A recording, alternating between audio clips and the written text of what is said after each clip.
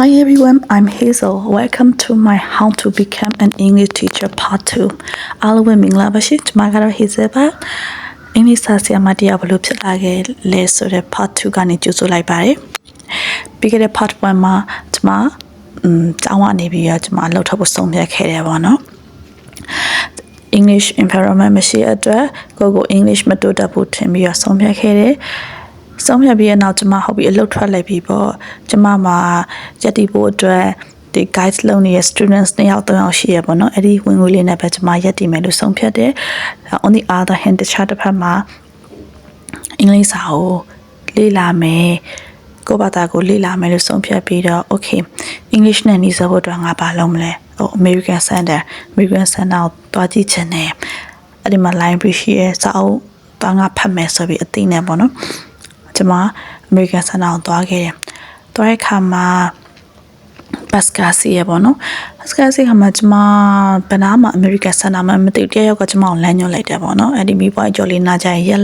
ဆင်းမယ်ပေါ့နော်။အဲ့ဒီ bus stop မှာဆင်းမယ်ကျွန်မဆင်းခဲ့တဲ့အတိုင်းပဲဘယ်နားမှာလည်းမသိဘူး။မသိရတဲ့အတွက်ကျွန်မ foreigner တယောက်ကိုတွေ့ရမြန်မာတယောက်နဲ့လမ်းလျှောက်နေရOkay, nga foreigner ko English to pyo chi me so bia. Excuse me, how can I get to the American Center, please? She was like, this beyond the traffic light is on your right. To allo mi yan pyo to ade. Hey, hope nga foreigner နဲ့စကားပြောလို့ရပြီငါ English ကတော့ဟုတ်ပြီပေါ့နော်ကိုအထင်ကြီးသွားခဲ့ရအဲ့ဒါကျွန်မ American Center ကိုသူကကျွန်မကိုလေleaflet လေးတစ်ခုပေးရပေါ့နော်သူကလည်း English teacher ပါပေါ့အင်္ဂလိပ်စာသင်တဲ့ဆရာမတရားပေါ့ foreigner teacher ကိုကလည်းအင်္ဂလိပ်စာသင်တဲ့ foreigner teacher ရန်စိတ်ဝင်သွားစား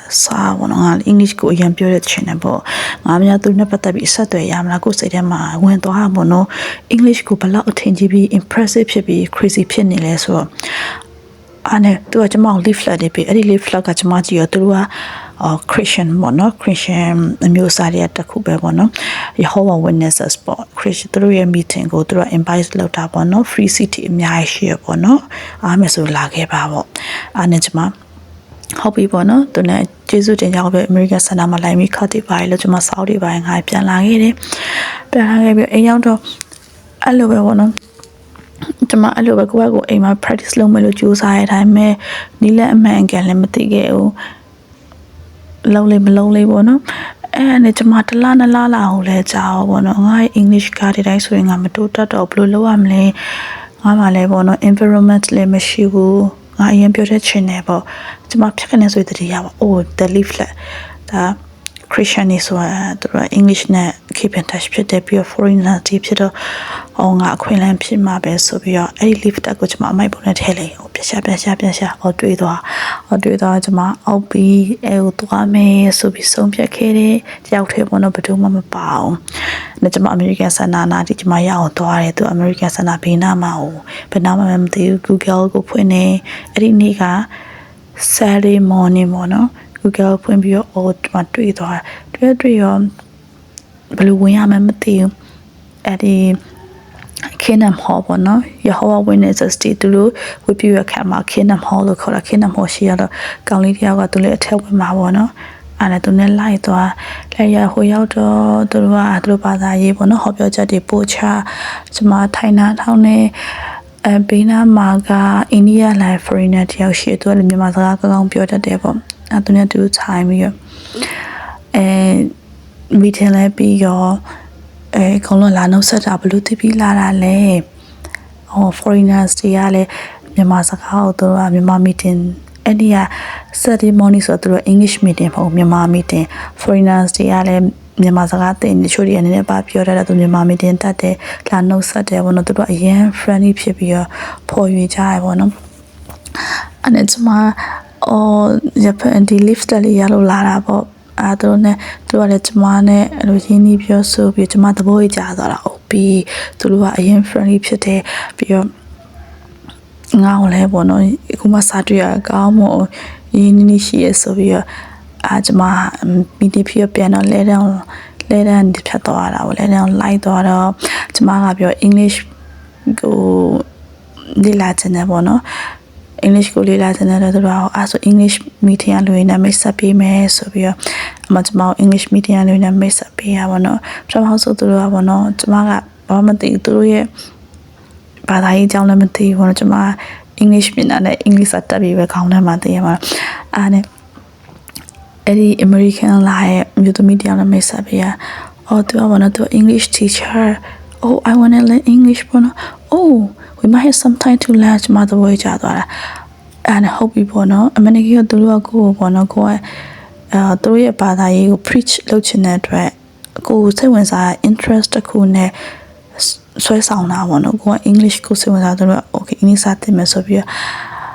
ကျမသူ့ဖုန်းနံပါတ်ကျမကိုပြလိုက်တယ်ကျမယူလာခဲ့ရပေးရမယ်ကျမ foreigner တယောက်ဖုန်းနံပါတ်ရပြီပေါ့နော်ငါဘာလို့မဆက်သွဲရမှာလဲပေါ့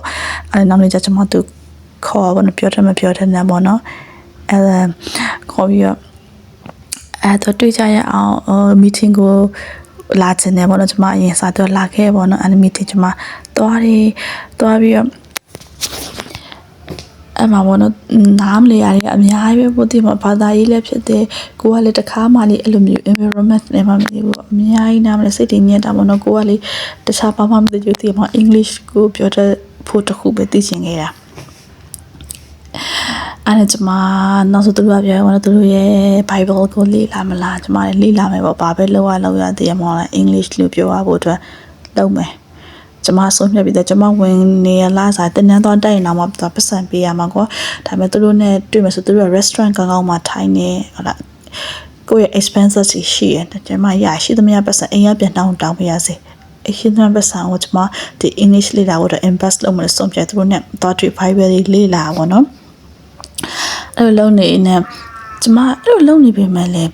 English ကိုက English ကိုအရန်ကွာ language တစ်ခုလိုမမြင်အရန် impressive ဖြစ်ပြီးတော့လေသူတို့ပြောသမျှလိုက်နာထောင်တော့ဘာသာရေးပြန်နားမလဲဘူးအဲ့လိုမျိုးကြီးဖြစ်တာအဲ့လိုကျမဒါမဲ့နေပါနောက်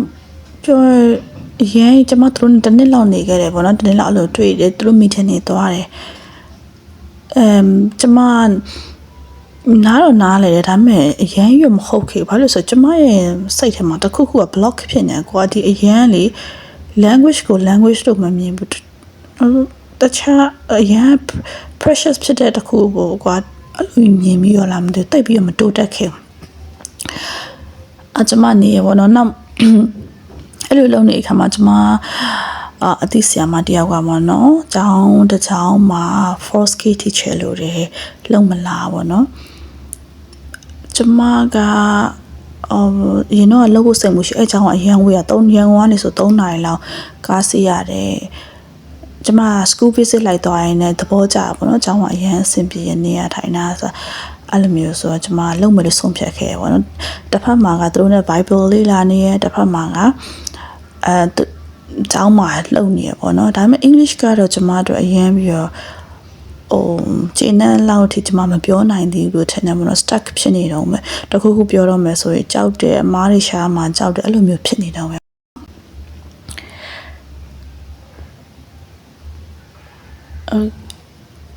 ဒါကကျမရဲ့ part 2ပေါ့နော်ကျမ English စာ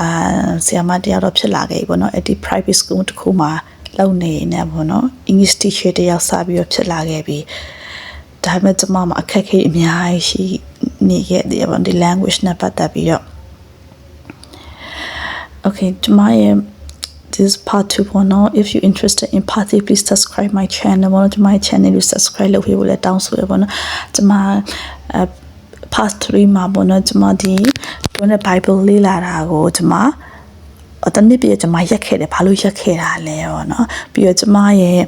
ဒီကျောင်းမှာ classroom မှာဘယ်လိုအခက်အခဲတွေတွေ့ရလဲဆိုတာကိုကျမ sharing လုပ်ပေးမှာဖြစ်ပါတယ် thank you so much for your time see you in part 3 bye bye